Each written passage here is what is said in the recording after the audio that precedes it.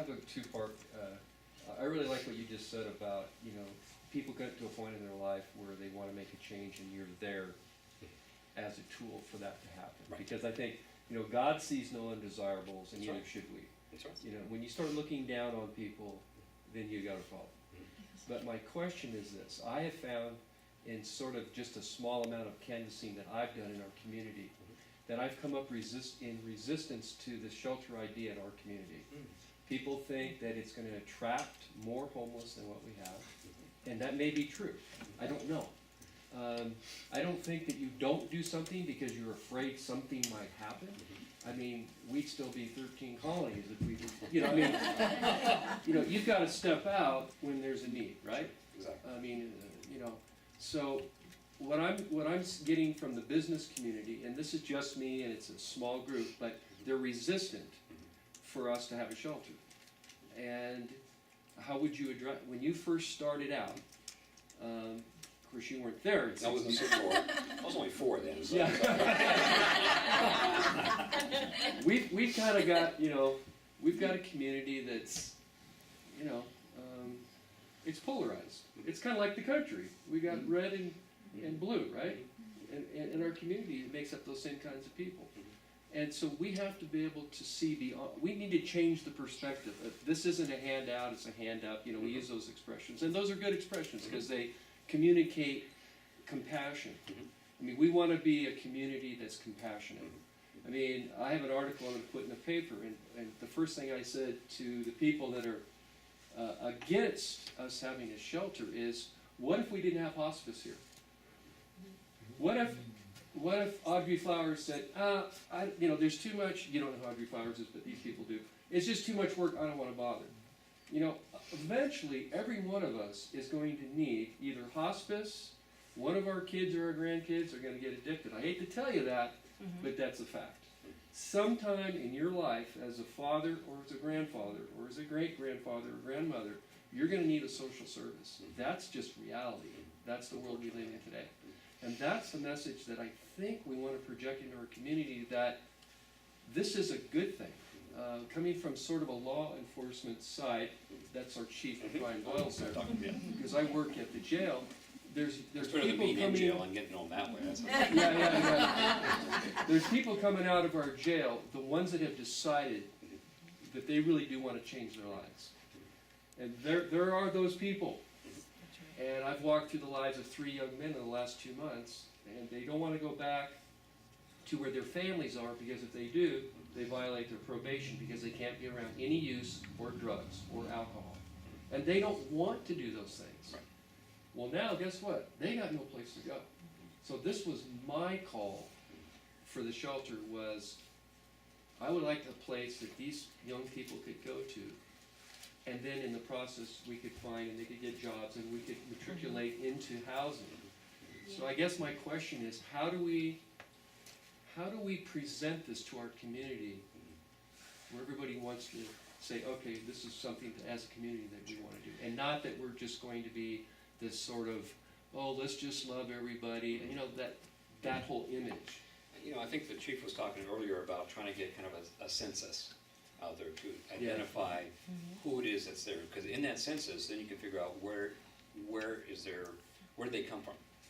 Are these the folks that are within your community that are just hitting the hard times, or they're the addicted, or the homeless, or the mental health issues? Are these folks from within your community? In Reading, what I found as we did that, because we do 2-point-in-time surveys down there, one in November for the Association of Gospel Rescue Missions, we're part of a 200 to 300 shelter across the United States association, and then for the COC, we do another point in time in January. What's that? The COC, the Continuum of Care, is a formal group that's put together by the county and the city to help, deliver and coordinate services. So the best thing to do is kind of take a survey, and that means getting a bunch of volunteers and hitting the bush and finding out, get some information. Try to have those connections. You have those connections with some of the folks, and maybe some of those folks can help you introduce the other folks that are out there. So you have that trust level. You just try to gather information. What is your population? What is the need? You have to identify the need. Is it all? Is your numbers similar to Reading? 30-40% mental health, 34% addiction, 10-15. You know, what is that, what does that look like? It probably is very close. I would imagine. So you gotta identify what the need is, and then from there, you can go back to the community and say, these are our own people. In Reading, we find 85% of the people that we serve are from within the Reading community, or Shasta County. That's an important statistic. It is. Yes, it is. But you need to find that out, what that is for this community. Because it may be different, but you need to know that. Because that's the one that's gonna go back to the community and say, no, these are our folks here. And you can make the case then that we need to take care of our folks. Yeah. You know, yeah, there's 10-15% out there that are passing through or just coming in or whatever the case may be. Or they may have been just released from jail. This was the point, the county of offense, so they're released back to here. They're not from here necessarily or been residents here, but they've been released here. So that's what you need to find out. I think that would be the first step that I would suggest. Good answer. Gentleman back there, I think you had a question for you. I'm sorry. You forgot.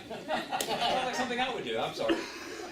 I think that here we have a bigger transient population, because I've been dealing directly with the homeless for about 2.5 years now, and you see a big influx. They come from Eugene, that area, Ashland, come through, and they're always heading to Reading or warmer, or back, going back. Yeah, and it's a big. So this may be a stopover for those folks. It is, I think it is, because, you know. It may be, and that's what you might find, you know, is Yeah, that yeah. folks that are on the freeway over, you know, entrances and exits, maybe Yeah. that population, and they can't get a ride, so then they're stuck here and stay the night or however many as it takes them to get the next ride out. But that's where the point in time survey would really help you identify, you know, who those are, and even those folks, I mean, you know, they need help too. Yeah, You know? yeah. They really do. And so how can you as a community reach out to those folks and provide that little help that they may need? We did that for about a month at the resource center here, and we found 23 people, which for me, I was astonished. I thought maybe it'd be 5, maybe 10, but it was 23 people who had, and it was in January, which shocked me because that's the coldest time. And there were 5 elderly women who had nowhere to go, did not want to go to the domestic violence shelter, would rather stay in their car, did not want to, you know, find shelter with someone else. They wanted to be by themselves. Their husbands had passed away, you know, things had happened, they lost their homes, by no fault of their own, just how the situation happened. 5 were burned out of their homes, so they were, you know, their homes had burned down and still looking for shelter. And most of the rest of them were economic reasons that they no longer had a place to stay. And those are what I call the couch surfers. They're staying somewhere, but it's not a permanent home and it's not a permanent solution to their problem, so. Were they local people? Yes, all local. These were not, you know, coming from staying somewhere, they were right here. And it wasn't alcohol or drug related, or? Well, not that, I mean, you know, Yeah. not that I know of. In that point in time, they weren't intoxicated speaking to us, so. Is everybody aware of the services that we have in Yreka? I don't know if you're aware. So some of the services the police department has is we have food baskets behind dispatch that if anybody is hungry, they can come to the police department. They're all canned goods that you can open up, and we give them. Those are given to us by local churches and food banks. The food bank is no longer around that much. We also have a gas voucher program that we give you $25 of gas for anybody. You can only get it one time in 30 days. This is also given to us by the local churches. We also put people in need in hotels. The police department will put somebody in a hotel. If we have a family in crisis, or we will not do it for single males. We'll not put single males in hotels, but we will take women and children and put them up in a hotel. Right now, the domestic violence has a special grant that I can access to put anybody up. Anybody. I can put one of you up in a hotel if needed. There's no criteria for this specific grant. We do offer stage bus tickets. A lot of people get out of jail because we are the county seat and the jail is locally here. Everybody ends up getting rides to Yreka, not only the mentally ill, but the people that go to jail, and they can't get home. It's very quite frequent, so we'll end up arresting them 2, 3, 4, 5 times within a 24, 48-hour period. So we have bus tickets for the stage to get them where they need to go. We can also put people on Greyhound buses. They have to go to Weed first and then catch a Greyhound bus. Any juveniles, there's a home package to Greyhound where we can send them home for free. as long as we contact their parents and try to let them know where they're coming. And those are some of the things that we have. We also have, for those of you that don't know, the Lane Street House. I talked to a guy earlier today, and I did a little checking. Apparently, Lane Street House is a homeless shelter. It's been in existence for many, many years. A lot of negative information from the public and the neighbors. It's of course on Lane Street, right behind the jail. And I was concerned it wasn't open because we used to transport people there and drop them off, and et cetera, and that sometimes worked and sometimes didn't. So I looked back a little bit, and we did have a case there recently where, in January, where we did take a case where somebody's in there. And that program, I think, is still going, and Terry LeBaron, I think, is on the board. But it's transitional only. You don't get into Lane House just for tonight. Yeah, we used to take people for one night, and we haven't done that in like 2 or 3 years. Right. So I'm not sure the circumstances, but I think their biggest issue that we face with the neighboring neighbors and their staff, they have people that are coming through that work there volunteer, and we just had somebody assaulted there. Getting the right person to manage those, I think, is the key, and not allowing overcapacity. Then they're urinating, people are urinating in the neighbors' yards and causing all these problems and issues. So I think management is the key. I'd understood that there was, I think, like a $300 rent you had to pay at Lane Street House? No, that's a different location. That's the Oxford House. There is another house called Oxford House, and I don't have all the information on that. It's a That's a house for transitional 6 housing men. too. Okay, but there's no rent in Lane Street. Yes, there is. I haven't been involved. I'm on the board. Okay, yeah, I haven't been involved in the Lane Street House in many years. And there's like only 2 residents there because it's really quite narrow at this point. What you have to be in transition to be there. It's, And they can only have 6.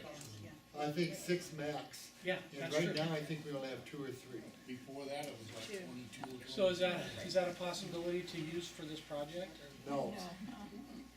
There's no room. No, I don't think so, because what we're talking about here is something totally different.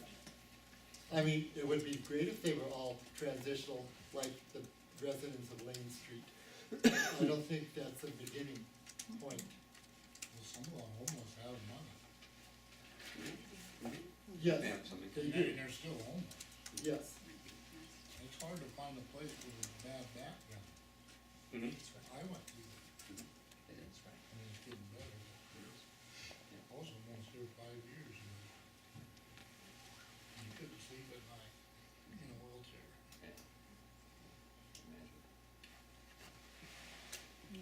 Great resources, Chief. Yes, Impressed with especially- the police department. Thank you. That's awesome. What you do is probably above and beyond what most police departments will do, so thank you, Chief. And the light's always on and the lobby's always open. So I do wake up frequently, come to work with people sleeping on our lobby. And that's When okay? it's snowing, that's okay. Are you gonna get a new job? That's sure. Yeah. Honestly, I just take people Do we have any more questions for Caesar? Anything else we got him, think it through. What do you think the community, when they have a group such as we are trying to put together, and then down on the street we have all the panhandlers. So if we have the panhandlers there, does it look like we are failures? No, because one of the things that we partnered with in Reading, there was a anti-panhandling campaign that went on this last year that was put together by the Business Association of Hilltop area. So that's the C.R. Gibbs, that's that main corridor there. And we partnered with them because the main thrust of the panhandling was, because you don't know what their purpose is being there. And because we do have the kitchen there and we do have the services and facilities there, if they have a need, what we're trying to do is get folks to direct them to the mission, so that we can see what their needs are and address those needs. So the thing was that the panhandle was, don't give directly to them, but give to those agencies or ministries that are there to help them, and then direct them to those ministries and agencies that will help them, get off the street. And if they have legitimate needs, they will hopefully access them, access those resources. If they're there for the cash, they'll ignore those resources and that's available to them. And so you know, as a community, who, you know, is really seeking help and who is not, who's needing help. In the back, real quick. Do you ever provide transportation if you hear of someone in the community that has someone that's in need in their area and it's nowhere near the mission? Do you ever provide transportation to get that person there? We haven't in the past, but once they're there, we will transport them to like a doctor or, you know, doctor visit or whatnot. We do have a couple of vans that we run around and do that for. But we've never reached out and brought people to the mission from outside the general vicinity. Now, when we talk about partnerships, that might be one thing we might want to take a look at. That we can maybe run a shuttle between, you know, the cities or something, you know, and that kind of thing. So there's a lot of possibilities to that. I have to be sensitive to my community reaction about importing people into the community as well. So we're So- gonna just send them all down there? I'll send them all down to Reading, yeah. My city leaders would love me for that, that's where he was suggesting that, but I'm thinking, and I'm just thinking off the top of my head here, as you know, especially some of the services, our recovery services, and maybe some of the longer term, looking for work, and our academic center, our education center, you know, if they have needs, if you guys screen them and decide that they'd be a good candidate to come down and try to restart and get into one of our programs, then I think we can definitely take a close look at that and partner with you in that area. So how did your group go about getting a location that was close enough for these people to find their way to, Right. and also be acceptable in the community? Was that a, Well, there's a couple things. Since they chose the house back in 1964, it was right on Highway 273. That was before I-5.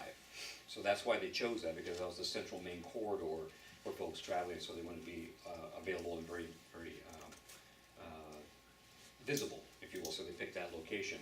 And since then, the neighborhood has really transitioned. It's now kind of a heavy commercial area, and by the law, if I remember right, homeless shelters have a right to be in heavy commercial areas. So the city cannot deny you a permit if you're in a heavy commercial location, well, okay?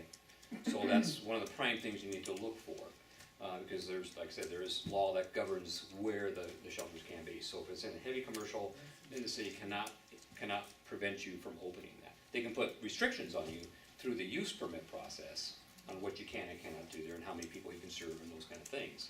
But they cannot not allow you to operate. so when people are passing through, is it by word of mouth from Yes. other homeless that Yeah, they 'cause- find where you are? And then, because we also, what we do on our website too, we have like little tickets that people can print out on their home printers, and you can cut them out. Because that's the other thing we suggest to panhandlers, that you cut out these little tickets, and it says one free meal, you know, it's just, you can get a free meal anytime, but it's just, but it gives a location, and some of our services for the mission, and that's what we ask people to give, those that are passing through or looking to, you know, to that panhandle, and so give that to them instead. A lot of times, a lot of those folks crumple them up and throw them away, but there are some that will avail themselves of seeing, okay, I didn't know there was a rescue mission here, and that's just down the street here, then we can go to that. So that's what we end up doing. So I wanted to ask about the food. Is your food, would you consider that your food was institutional type food, or is this home No, cooking type food? or think what? of, have you seen the show Chopped? Where you kind of open up the basket and see what you got, and that's what you cook? Because, Not that kind okay, I love that show. I love that show too, it's just amazing. I don't know how people can be that creative, I know. But it's, our food, like I said, we had 182,000. My food budget is only $16,000 a year. The rest of it is donations from the community into the mission. We talked about my operating budget, but what we didn't talk about is those gifts in kind that come in. Those are the gifts of food, the gifts of clothing, other material that we then turn into dollars or use them for those in our community. That's another $1.2 million worth of goods.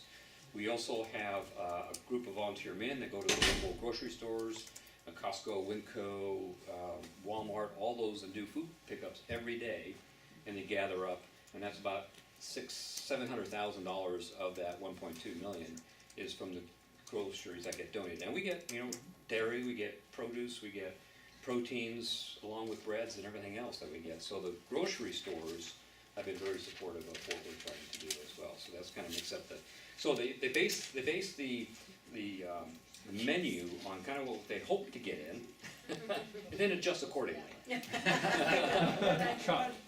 Yes. what I'm asking, So we try to make it as home cooked as we can, given we have to serve sometimes up to 200, 220 people at one night for dinner. but it's nutritionally sound. Yes, we try to make sure we have, the salads, we actually, that's where we use a lot of our dollars for, is to go out and buy fresh produce, especially during the winter time. During the summertime, everybody brings in grocery, or produce from their home gardens, which is great. So we always try to have a salad, we try to balance our meals, so it's not just heavy on carbohydrates. We try to balance that out, so we always have a protein, then probably a carbohydrate, and then a vegetable. How about the And our greens. processed foods?